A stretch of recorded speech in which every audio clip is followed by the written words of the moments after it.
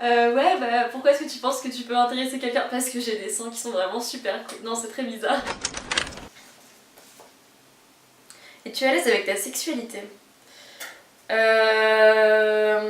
Oui et non. Je suis à l'aise avec ma sexualité dans le sens où je n'ai pas de difficulté à en parler, je pense. Enfin, de parler de sexe, c'est pas quelque chose qui me dérange. De le faire non plus. Mais j'ai un rapport un peu bizarre. Enfin, j'ai eu un rapport en plus un peu compliqué avec elle, un peu malsain, dans le sens où je m'en suis un peu servie au début pour me prouver quelque chose, je pense. Pour prouver que je pouvais plaire, pour avoir confiance en moi. Je pense qu'il y avait quand même une part de honte avant qui s'accrochait toujours un peu à la sexualité et qui me bloquait, je pense aussi, et qui m'empêchait d'éprouver parfois du plaisir, etc. Je pense que j'avais des tabous, alors que j'ai pas de tabous pour en parler, mais tu sais, enfin, genre, ceux qui en parlent le plus au final, c'est ceux qui en font moins et tout, enfin, ça cache une gêne, je pense, au final. Donc, non, plutôt à l'aise, je pense, aujourd'hui, mais c'est toujours en train de se décanter, j'allais dire, c'est toujours en évolution, quoi. Je le suis plus qu'il y a un an et je le serai plus dans un an encore, j'espère. Du coup, quel est ton rapport à ta féminité? Ce qui est difficile avec cette question, c'est que je pense que je la pense pas, ma féminité, tout simplement. Enfin, elle est là, elle est arrivée de façon un peu brutale, ça oui, je peux en parler justement parce que à ce moment-là, je l'ai ressenti. Mais sinon, le reste du temps, c'est pas quelque chose que je pense en fait. Enfin, elle est là, je la définis pas vraiment. Ma féminité, c'est la personne que je suis au final, parce que je suis une femme et je me vois pas en dehors d'elle, donc ouais, c'est un peu artificiel au final de la définir juste par les vêtements, le maquillage et tout. Oui, c'est une façon d'en parler. Euh, et aussi, enfin, je pense qu'elle a un peu changé assez récemment parce que bah, j'arrive à un âge où je deviens une jeune femme et puis une jeune fille, enfin il y a un vocabulaire qui change et je pense que ça s'est fait parallèlement un peu à la période, donc je sais pas si c'est juste moi qui grandis et la période médiatique on va dire actuelle, ce dont on parle dans les sujets de société qui sont juste venus en même temps, ou si le fait qu'on en parle beaucoup plus dans la société depuis un an, depuis quelques mois de cette féminité justement, bah, ça a influencé mon rapport à ma propre féminité. Un peu des deux je pense, de toute façon ça peut pas vraiment le séparer, mais je la pense beaucoup plus justement depuis que c'est devenu un sujet dont on parle dans les médias, sur les réseaux sociaux, etc. De questionner la féminité justement, d'en voir le côté très stéréotypé parfois, de voir les, les désavantages que ça peut avoir malheureusement dans la société aujourd'hui, d'être une femme, etc. Toutes ces questions.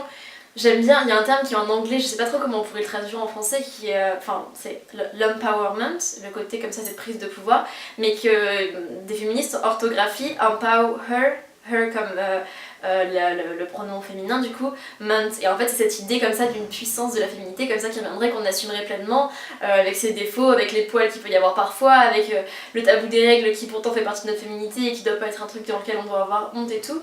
Et je pense que c'est allé avec un mouvement voilà, de moi qui grandis, qui devient une jeune femme, qui est peut-être plus confiance en moi aussi, et que c'est passé voilà, par tous ces mouvements-là, des discours hyper positifs que j'ai pu lire là-dessus. Donc ouais, vraiment un essor, mais vraiment depuis cet été je crois.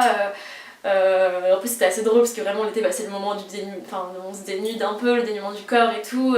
Donc c'était dans tout cet élan, voilà, un peu charnel et ouais, en fait je pense que mon approche de la féminité ce serait une approche très charnelle de la chose.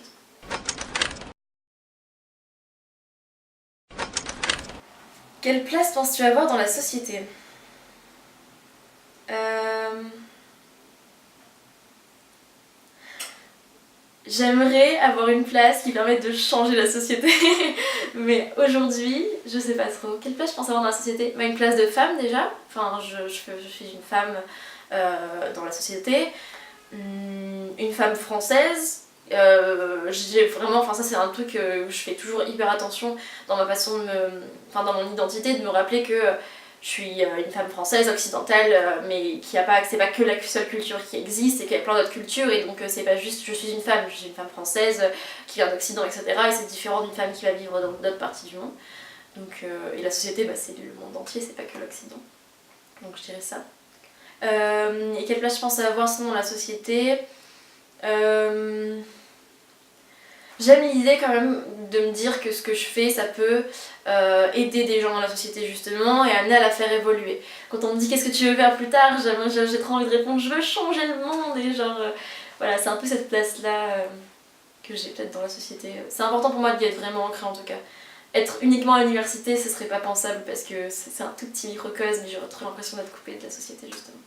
Donc une place centrale en tant qu'individu qui de toute façon a toujours une place centrale dans la société, je pense.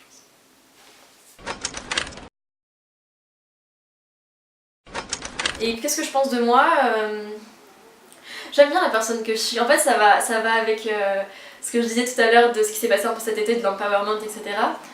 Je me suis rendu compte à quel point il fallait arrêter de juger les autres et de se juger soi-même. Je sais que je suis très exigeante envers moi-même, c'est une bonne chose. Mais il faut que je le sois sans jugement. Et quand je remarque quelque chose de négatif, au lieu de juger ça, je me dis que bah, ça fait partie de moi, mais que c'est pas définitif, que je peux le changer et l'améliorer. Et du coup, maintenant j'ai un regard hyper positif sur moi et j'ai envie de pouvoir me poser, de me dire que j'aime la personne que je suis et que j'aime mon corps et que je le remercie et que... parce que c'est important et vraiment c'est quelque chose mais qui a complètement changé là il y a quelques mois.